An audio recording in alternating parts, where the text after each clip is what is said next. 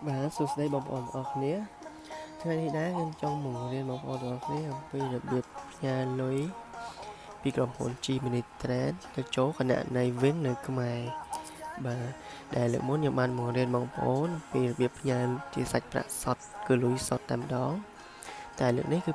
គឺរបៀបផ្ញើលុយចូលគណនីវិញបាទឥឡូវយើងចូលកម្មវិធី Gemini Trade នេះមកបាទបន្ទាប់ពីបងប្អូនចូលហើយយើងចុះឈ្មោះអ្នកទទួលប្រាក់ខាងក្រោមនេះខាងលើនេះយើងជ្រើសរើសប្រទេសយើងផ្ញើទៅកម្ពុជាប៉ះឡើងកម្ពុជានេះមករបៀបទទួលការផ្ញើប្រាក់ទី2នេះហើយកន្លែងទី1នេះគឺយើងផ្ញើចូលគណនីវិញតែម្ដងហើយទី2នេះគឺសាច់ប្រាក់តែខ្ញុំផ្ញើចូលគណនីវិញឥឡូវខ្ញុំប៉ះលើទី1ខាងលើនេះតបមកយើងប៉ះទី3ខាងក្រោមនេះជ្រើសរើសធនាគារដែលទទួលនេះប៉ះមកត្រង់នេះគឺមានតែមួយទេគឺវិញតែម្ដងគឺវិញ Cambodia គណនីវិញបាទតបយើងប៉ះហើយយើងចុចខាងក្រោមនេះបន្ទាប់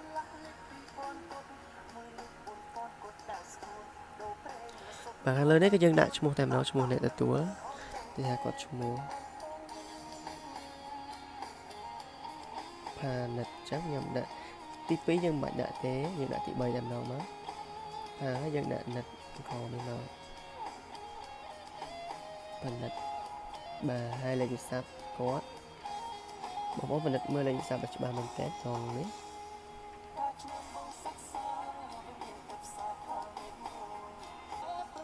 បាទតោះពេលយើងដាក់លេខទូរស័ព្ទត្រូវហើយយើងដាក់អាសយដ្ឋានតបមកគាត់នៅភ្នំពេញយើងសរសេរទៅPPក៏បានដែរ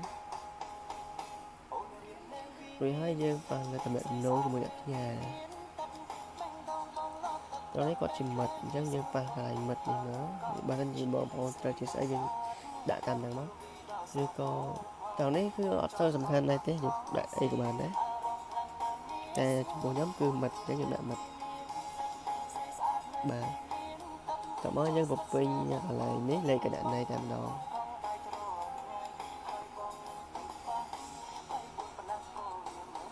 បាទ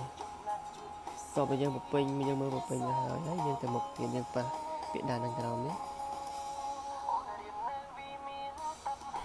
តោះមកយើងពិនិត្យមើលម្ដងទៀតសូមបញ្ជាក់ព័ត៌មានធនាគាររបស់អ្នកទទួលបាទដល់យើងពិនិត្យវាហើយយើងចុចពាក្យអាចារ្យឬក៏បាត់ត្រង់នេះម្ដង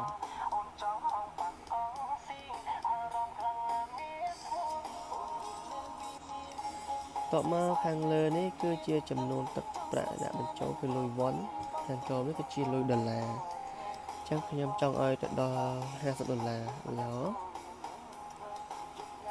ខ្ញុំដាក់$50តទៅយើងប៉ះបញ្ចប់ត្រង់នេះមកគឺចំនួនលុយវ៉ាន់គឺដូរនៅខាងលើនេះតែម្ដងលោតឲ្យយើងឃើញតមកយើងប៉ះពាក្យថាបន្ទាប់មកត្រង់នេះខាងក្រោម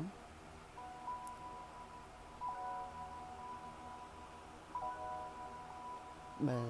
ត្រង់នេះគឺគេឲ្យយើងពិនិត្យមើលម្ដងទៀតលេខទូរស័ព្ទបាទហើយចំនួនលុយតបមកយើងប៉ះត្រង់នេះគឺពិនិត្យខាងក្រោម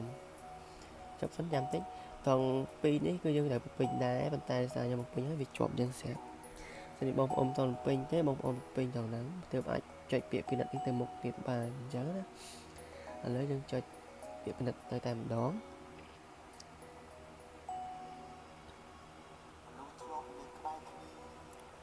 បាទត្រង់នេះគឺយើងចុចលេខ6ខ្ទង់ចុងក្រោយរបស់យើង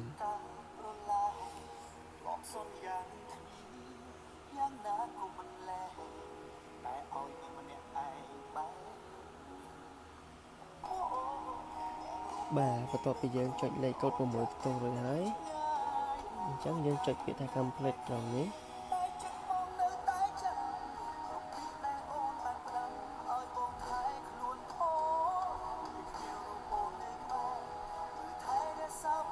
តមកនេះ message ចេញមកហើយគឺចំនួនលុយពីធនាគារគឺគេកាត់លុយពីធនាគារយើង direct តែម្ដងបាទគឺគេស្រួលមែនតែនយើងអត់ពិបាកផ្ញើទៅឲ្យគេទេនេះគឺគេបញ្ជាក់ហើយបន្ទាប់មកយើងចុចពាក្យដាននៅខាងក្រោមនេះទៅមុខទៀតរួចហើយតែប៉ុណ្ណេះគឺរួចហើយនេះឃើញអក្សរថាកំពុងដំណើរការបានន័យថាយើងធ្វើការរងចាំលេខកូដគេផ្ញើចូលមកវិញអញ្ចឹងណាហើយយើងពិនិត្យមើលលុយទៀតទៅរួចហើយយើងចុចពាក្យថាបានបញ្ចប់ត្រង់ខាងក្រោមនេះ